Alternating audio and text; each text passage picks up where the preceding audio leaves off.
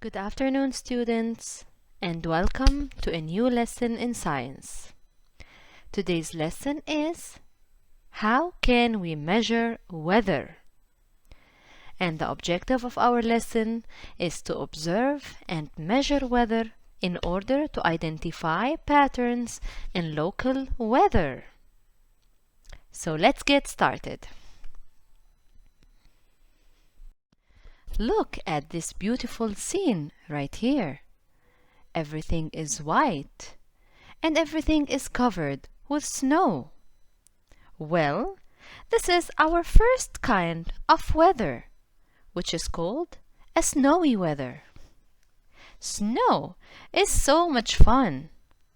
Don't you just love having snowball fights, going sledding, and building snowmen? Well, this is the perfect weather for these kinds of activities. Moving on to the second type of weather, which is called a windy weather. Have you been outside on a windy day?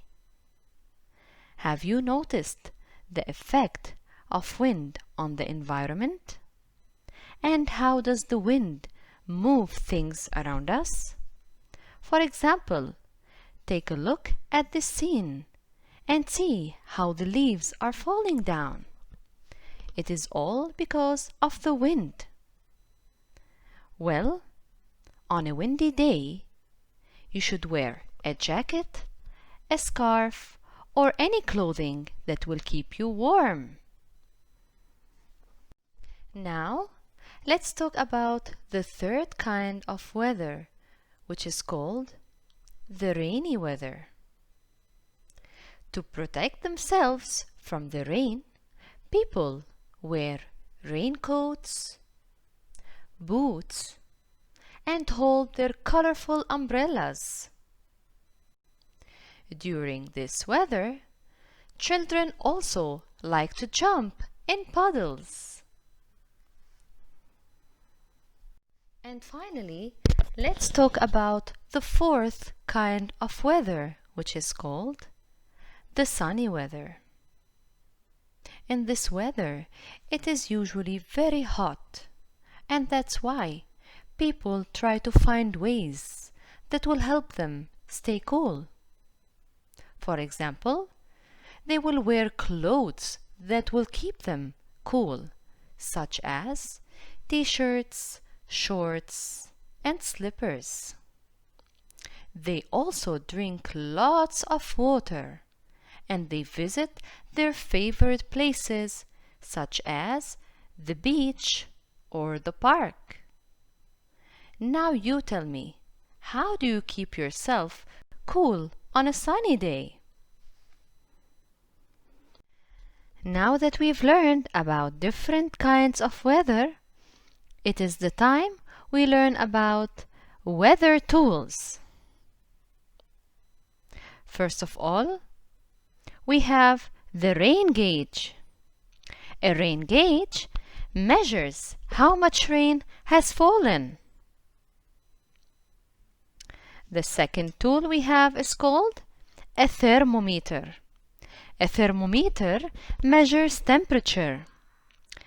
And the temperature is how hot or cold something is. Let's move to the third weather tool, which is called a windsock. A windsock measures how hard the wind is blowing. And finally, we have the wind vane, which shows where the wind is blowing from. Let's begin solving the exercises in our science book. And first, we will start with page 196. And here, we are asked to observe these two thermometers showing hot and cold temperatures, and to circle the thermometer that shows the highest temperature. So what do you think? Great job! Let's circle the thermometer on the right. we have circled this thermometer because the liquid inside it is higher than the liquid in the second thermometer. And now for our next question. We are asked to draw an X on the tool that measures how much rain has fallen. Very good! Let's put an X on the rain gauge. This tool measures how much rain has fallen.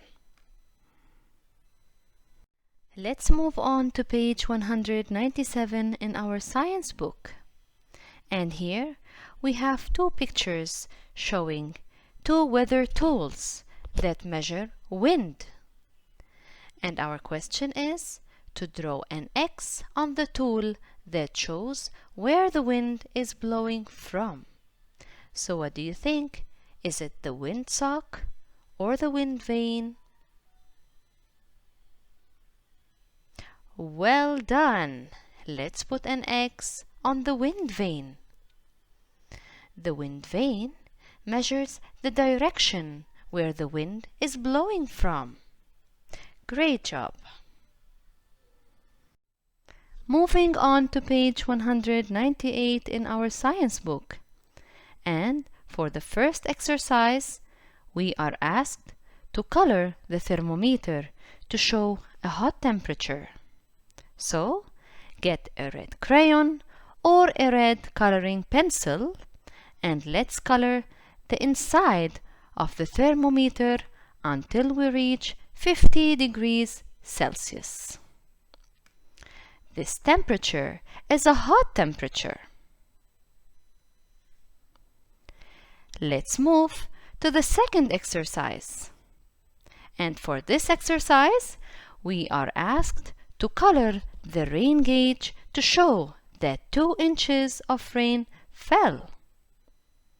So, let's get our blue crayon or blue pencil ready and let's color inside the rain gauge until we reach 2 inches.